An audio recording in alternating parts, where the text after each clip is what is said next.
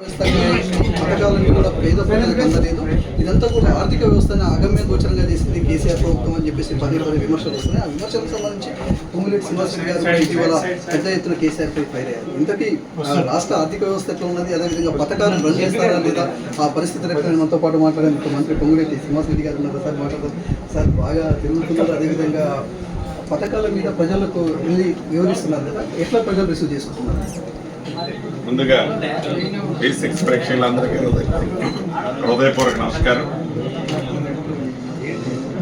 ఏదైతే పేదవాడి ప్రభుత్వం కావాలని, అది ఇందిరమ్మ రాజ్యం అయితేనే సాధ్యమని గడిచిన అసెంబ్లీ ఎన్నికల్లో రాష్ట్ర వ్యాప్తంగా ప్రజల దీవెనలతో తెలంగాణ రాష్ట్రంలో ఇందిరమ్మ ప్రభుత్వం ఏర్పాటు కావడం, దాంట్లో ముఖ్యమంత్రిగా గౌరవ రేవంత్ రెడ్డి గారికి అవకాశం రావడం, కేబినెట్ మంత్రులుగా మేమందరం ఉండి ఎన్నికల ముందు ఏవైతే హామీలు ఇచ్చారో హామీల్లో వీలైనన్ని పేదవాడికి అందిస్తూ, ఏదైతే ఆనాటి ప్రభుత్వం 8,19,000 కోట్లు అప్పు చేసిన మనసుంటే మార్గం ఉంటుంది అనే విధంగా పేదవాడికి ఫస్ట్ ప్రయారిటీ ఏంటి, సెకండ్ ప్రయారిటీ ఏంటి, థర్డ్ ప్రయారిటీ ఏంటి అని చూస్తూ నిరుద్యోగ యువతలకి ఇచ్చిన మాట ప్రకారం 10 సంవత్సరాల్లో వాళ్ళు ఇవ్వని ఉద్యోగాలు 10 నెలల్లో వాళ్ళు కేవలం ఆనాడు 10,000 ఉద్యోగాలు 10 సంవత్సరాల్లో ఇస్తే 10 నెలలలో ఇందిరమ్మ ప్రభుత్వం వచ్చిన తర్వాత 57,652 ఉద్యోగాలు ఇచ్చిన చరిత్ర మన ఇందిరమ్మ ప్రభుత్వానికి.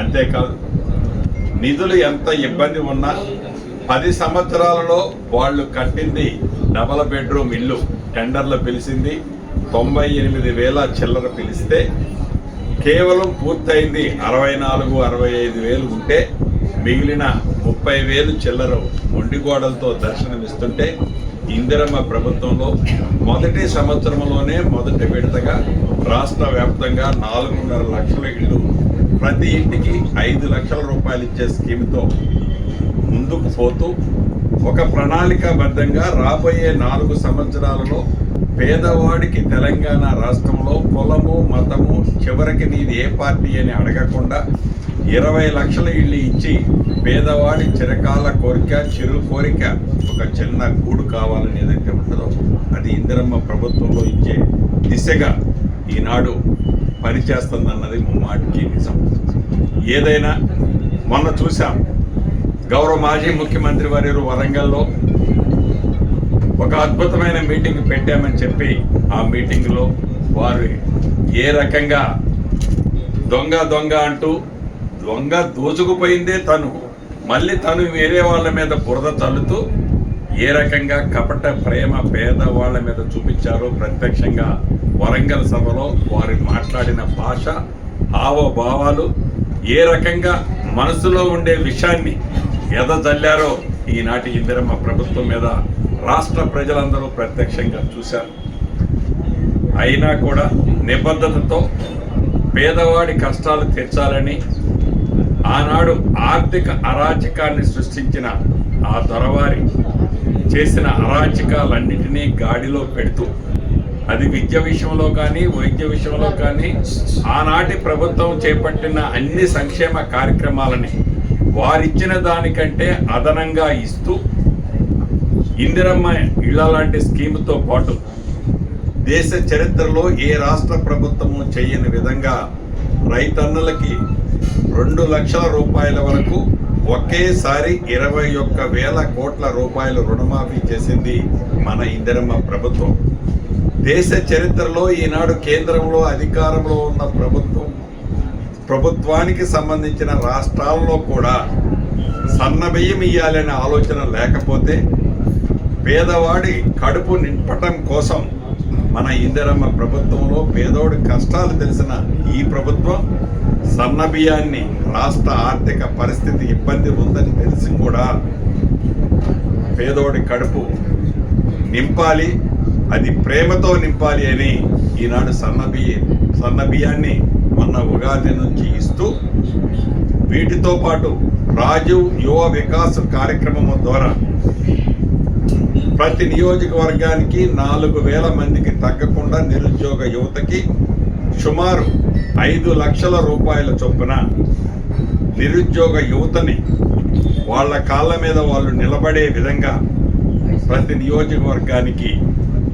4,000 మంది యువతకి ఇచ్చే కార్యక్రమాన్ని రేపు జూన్ 2వ తారీఖు నుంచి చేస్తూ, వీటితో పాటు ఏ ధరణితో అయితే సామాన్య ప్రజలు రాష్ట్రంలో ఇబ్బంది పడి రాష్ట్రంలో భూములున్న ఆసాములో నిద్రపోని రాత్రులు గడిపిన ఆ రోజుల్ని మరిపించే విధంగా ప్రజల కోరుకునే ఇందిరమ్మ ప్రభుత్వంలో ప్రజలు నచ్చే మెచ్చే చుట్టము లాంటి చట్టాన్ని, భూభారత చట్టాన్ని ఈ ఇందిరమ్మ ప్రభుత్వం తీసుకొచ్చి ప్రభుత్వాన్నే ప్రతి రెవెన్యూ గ్రామానికి పంపి రెవెన్యూ సమస్యలను శాశ్వతంగా పాజిటివ్ వేలో పరిష్కరిస్తూ, ఆనాడు మా నాయకురాలు స్వర్గీయ శ్రీమతి ఇందిరాగాంధీ గారు భూమి లేని నిరుపేదలకి ప్రభుత్వ భూములని వ్యవసాయం చేసుకోవటానికి ఇచ్చింది మా ఇందిరమ్మ ప్రభుత్వంలో. ఆనాడు మా నాయకురాలు స్వర్గీయ శ్రీమతి ఇందిరాగాంధీ గారు దాన్ని పునరావృతం చేస్తూ, ఏ గ్రామాల్లోనైతే ప్రభుత్వ స్థలాలు ఉండి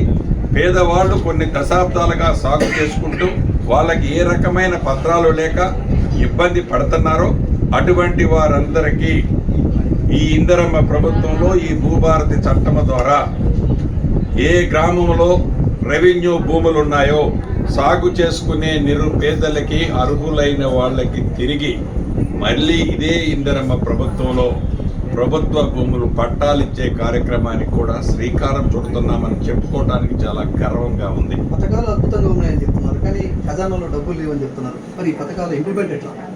లేని మాట నిజం. ఆనాటి దొరవారిలాగా లోన షర్ట్ అంతా చినిగిన పైన ఒక మంచి కోట్ వేసుకొని బ్రహ్మాండంగా ఉంది. అప్పుల తెలంగాణ రాష్ట్రాన్ని ధనిక తెలంగాణ రాష్ట్రంగా ఆనాటి దొరవారు చిత్రీకరించి చూపించే సంస్కృతి ఈనాటి ఇందిరమ్మ ప్రభుత్వానికి లేదు.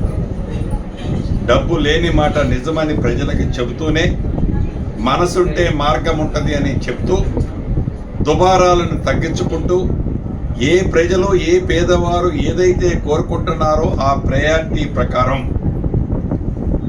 తల తాకట్టు పెట్టైనా పేదవాడికి చేసే సంక్షేమ కార్యక్రమాలని ఎట్టి పరిస్థితుల్లో ఆపొద్దు అని అంటూ ఒక ప్రణాళికబద్ధంగా ఉన్న నిధులతోనే వారి సొంత ఖాతాలకి ఆనాటి ప్రభుత్వం ట్రాన్స్ఫర్ చేసినట్లు కాకుండా పేదవాడి ఖాతాలకి ఈ ప్రభుత్వం ఉన్న నిధులని ట్రాన్స్ఫర్ చేస్తూ అభివృద్ధిని కూడా ఎక్కడా తగ్గనీయకుండా ఇంటర్నేషనల్ స్థాయిలో రాష్ట్ర ప్రభుత్వము ఈ తెలంగాణ గౌరవాన్ని మెట్టు మెట్టు ఎక్కిస్తూ ఏ సమ్మిట్కి వెళ్ళినా గౌరవ ముఖ్యమంత్రి గారు ఈ టీము వరదల నిధులు ఇండస్ట్రీస్లు తెలంగాణ రాష్ట్రానికి ఈనాడు వస్తున్నారు అంటే ఈ రాష్ట్రం మీద ప్రపంచవ్యాప్తంగా ఉన్న పూర్తి నమ్మకము విశ్వాసం అనేది మనకి అనేక సందర్భాల్లో గతంలో కనిపిస్తుంది.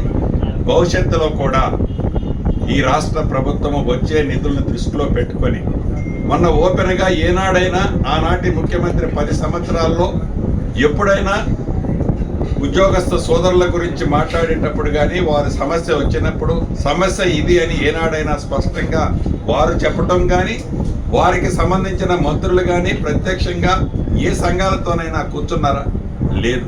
కానీ ఇందిరమ్మ ప్రభుత్వంలో ఈనాటి ముఖ్యమంత్రి గౌరవ రేవంత్ రెడ్డి గారు సమస్యని స్పష్టంగా ఉద్యోగస్థ కుటుంబాలు ఏవైతే ఇందిరమ్మ ప్రభుత్వానికి అండదండలుగా ఉన్నాయో వారందరికీ స్పష్టంగా చెప్పింది రాష్ట్ర ఆర్థిక పరిస్థితి ఇది.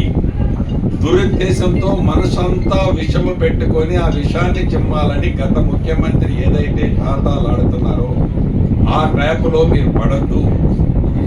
ఇది ఇందిరమ్మ ప్రభుత్వం, ఇది మీ ప్రభుత్వం. ప్రతి నెల వచ్చే నిధులు మీకు వైట్ పేపర్ ద్వారా చూపిస్తాను, దేనికి ఎంత ఖర్చు పెట్టాలో మీరే తేల్చండి అని మాట్లాడిన భాషని వక్రీకరించి దివాలా తీసిన ప్రభుత్వము అని దానికి ఒక రంగేసి ఇంత నీచాతి నీచంగా చెప్పన దాన్ని చెప్పినట్టు చెప్పిన దాన్ని చెప్పనట్టు వారికి కన్వీనియంట్గా ఉండేటట్టు వారి ఉద్యోగం పోయిందని మళ్ళీ ఆ ఉద్యోగాన్ని మాయమాటలు చెప్పి ఎలా సంపాదించవచ్చు అనే తాపత్రయం తప్ప చిత్తశుద్ధితో ఏ పేదవాడి జీవితంలో సుఖ సంతోషాల కోసం తాపత్రయం ఆ 10 సంవత్సరాల నాడు పడని ఆ పెద్ద మనుషులు 10 నెలలు దాటక ముందే వారి మీద ప్రేమ వలకబోస్తుంటే దెయ్యాలు వేదాలు వల్లించినట్టున్నదనేది చెప్పక తప్పదు. కానీ రాష్ట్ర ప్రజలు ప్రతిదీ గమనిస్తున్నారు.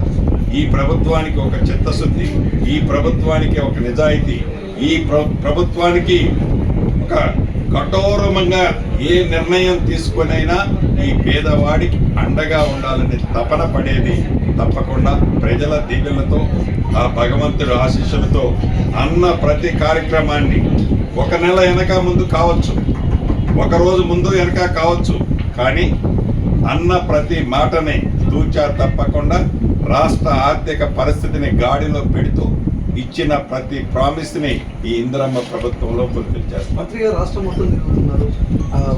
కొత్త చట్టాలను భూ చట్టాలను తీసుకొచ్చారు. ఆ చట్టానికి సంబంధించి ప్రజలకు వివరిస్తుంటే ఎలాంటి ఫిర్యాదులు మీ దృష్టికి వస్తున్నాయి? ఎక్కువ ఎలాంటి ఫిర్యాదులు రైతుల నుంచి మీరు ఐడెంటిఫై చేశారు? ప్రధానంగా ఆనాటి ప్రభుత్వాలు రైతు బంధువు మేము అద్భుతంగా ఇచ్చాము, రైతు బంధువు ఒక బ్రహ్మాస్త్రము, ఒక అమృతము అని చెప్పిన ఆనాటి పెద్ద మనుషులు ఇదే నాగార్జున సాగర్ నియోజకవర్గంలో ఒక మండలాన్ని పైలట్గా ఒక 16 గ్రామాలను చేశాము. తిరుమలగిరి మండలాన్ని సాగర్ తిరుమలగిరిని 16 గ్రామాలు చేస్తే ఈ 16 గ్రామాలలో 6,000 ఎకరాలు సర్వే చేస్తే ఈ 6,000 ఎకరాలలో 950 ఎకరాలు భూమి లేని పింక్ కలర్ నాయకుల చేతిలో పాసుబుక్కులు ఉన్నాయి. ఆ పాసుబుక్కులు దేనికి వాడారు అంటే రైతు బంధు తీసుకోవటానికి. అటువంటి అన్నిటినీ స్ట్రీమ్ లైన్ చేసే విధంగా చిన్న స్పెల్లింగ్ మిస్టేక్తో ఆ భూమి ఉన్న ఆసామి చెప్పులు అరిగిందాకా కలెక్టరేట్ తిరగకుండా ఉండే విధంగా, కానిగెట్టు పంచాయతీలను పరిష్కరించే విధంగా, ప్రభుత్వ స్థలానికి ఆనుగొడ్డు ఉన్న బౌండరీని ఫిక్స్ చేయడానికి కొన్ని దశాబ్దాలుగా ఆ రైతన్న పడుతున్న ఇబ్బంది, ఆ ధరణి మూలిగే నక్క మీద తాటికాయ పడ్డట్టు ఆ ధరణి వచ్చి ఆ రైతు ఇంకా ఇబ్బంది పడ్డ పరిస్థితిని పూర్తిగా ప్రక్షాళన చేసే అంశాలన్నిటినీ ఈ భూభారతి చట్టంలో పెట్టాము. అదే రకంగా సాదా బైనామాలకు సంబంధించి ఇందాక చెప్పాను, 9,26,000 అప్లికేషన్లు ఆన్లైన్లో ఆనాడు ఆ ప్రభుత్వాలు చెప్తే అప్లై చేసుకున్నారు. 2020 చట్టం ధరణి చట్టాన్ని తెచ్చినప్పుడు అప్లికేషన్లు అయితే అప్లై చేసుకోమన్నారు, కానీ ఆ చట్టంలో ఆ అంశాన్ని ఆనాటి పెద్దలు పెట్టన కారణంగా ఆ సమస్య అంతే ఉంది. ఈ 9,26,000 అప్లికేషన్లో న్యాయమైనవి ఏవైతే ఉన్నాయో వాటిని పరిష్కారాన్ని ఈ చట్టంలో కల్పించబడింది. పేదవాడికి ఏదైనా ఇబ్బంది కలిగితే 2020 చట్టంలో డైరెక్ట్గా హైకోర్టు మెట్లు ఎక్కటమే తప్ప రెండో దారి లేదు. కానీ ఈ చట్టంలో పేదవాడికి ఏదైనా ఇబ్బంది జరిగితే, ఎంఆర్ఓ స్థాయిలో ఇబ్బంది జరిగితే ఆర్డీఓ అడిషనల్ కలెక్టర్, ఆర్డీఓ స్థాయిలో ఇబ్బంది కలిగితే అడిషనల్ కలెక్టర్ ఇలా 2 అంచెలు అప్పీల్ అథారిటీ లోకల్ రెవెన్యూలోనే ఈ చట్టంలో ఏర్పాటు చేయబడింది. ఫైనల్గా ఒకటి చెప్పండి, రేషన్ 10 సంవత్సరాల తర్వాత రేషన్ కార్డు ఇస్తున్నది ప్రభుత్వం. సో ఎన్ని పెరిగినాయి ఈసారి రేషన్ కార్డులు అప్లై చేసుకున్నారు కదా, ఎంత పెరిగింది? అదేవిధంగా భూభారతికి సంబంధించి పూర్తి స్థాయిలో ఎప్పుడు అమలులోకి రానున్నది? పైలట్ ప్రాజెక్టు కింద తీసుకున్న మండలాలు ఎట్లా జరుగుతుంది అక్కడ సార్? జూన్ 2వ తారీఖు నుంచి రాష్ట్ర వ్యాప్తంగా ప్రతి రెవెన్యూ విలేజ్కి ఎంఆర్ఓ స్థాయి అధికారులు మీ గ్రామానికి వచ్చి మీ సమస్యలని ప్రత్యక్షంగా మీ గ్రామంలోనే పరిష్కరించే వ్యవస్థని ఈనాడు ఎస్టాబ్లిష్ చేసి చట్టంలో వాటన్నిటికీ సమస్యలకి పరిష్కార మార్గాన్ని చట్టంలో పేర్కొని మీ వద్దకే అధికారులు వస్తున్నారు. జూన్ 2వ తారీఖు నుంచి ఆగస్టు 15th లోపు మేజర్ సమస్యలని ఈ భూభారతి చట్టం ద్వారా పరిష్కరించే చిత్తశుద్ధితో ఈ ప్రభుత్వం ఆ దిశలో పనిచేస్తుంది. రెండవ విషయం, రేషన్ కార్డు విషయానికి వస్తే ఈ ప్రభుత్వం ఎప్పుడూ మభ్యపెట్టే కార్యక్రమం చేయదు. ఇందిరమ్మ ప్రభుత్వం అంటేనే తెరిచిన పుస్తకము.